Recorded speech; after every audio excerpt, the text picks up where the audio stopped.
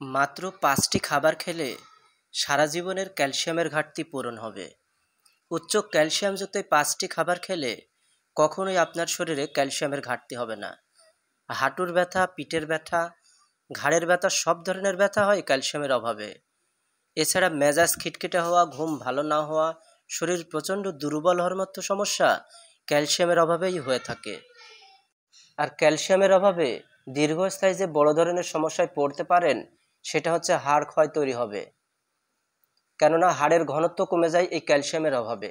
তাহলে চলুন উচ্চ ক্যালসিয়ামযুক্ত ৫টি খাবারের নাম জেনে নিই। নাম্বার ১, পালং শাক। পালং শাকের মধ্যে রয়েছে প্রচুর পরিমাণে ক্যালসিয়াম। যাদের ইউরিক অ্যাসিড বেশি নেই এবং কিডনিতে কোনো সমস্যা নেই, তারা নিশ্চিন্তে প্রতিদিন ৭০ থেকে ১০০ গ্রাম পালং শাক খেতে পারেন। এতে বহুদিনের পুরনো ক্যালসিয়ামের অভাব পূরণ হবে। শুধু একটি কথা মনে রাখবেন, পালং শাক দ্বিতীয়বার ভুলেও গরম করে খাবেন না। আর রান্না করার ১ ঘন্টার মধ্যে খেলে সবচেয়ে বেশি উপকার পাবেন। আর পালং শাক রান্না করার পূর্বে ৩০ মিনিট ভিজিয়ে রাখুন। নাম্বার ২, সজনে পাতা। সজনে পাতা গুঁড়ো করে খেলে ক্যালসিয়াম অক্ষুণ্ণ থাকে।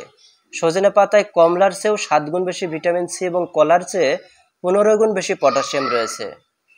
এতে দুধের চেয়ে বেশি ক্যালসিয়াম, ম্যাগনেসিয়াম, পটাশিয়াম ও জিঙ্ক রয়েছে।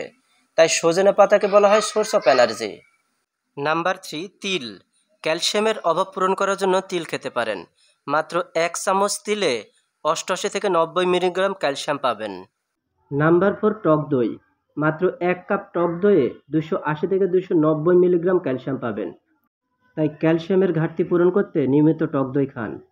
নাম্বার ৫, রাজমা। রাজমাতে টক দইয়ের থেকে বেশি ক্যালসিয়াম রয়েছে, কাজেই ক্যালসিয়ামের অভাব পূরণ করতে রাজমা রান্না করে খেতে পারেন।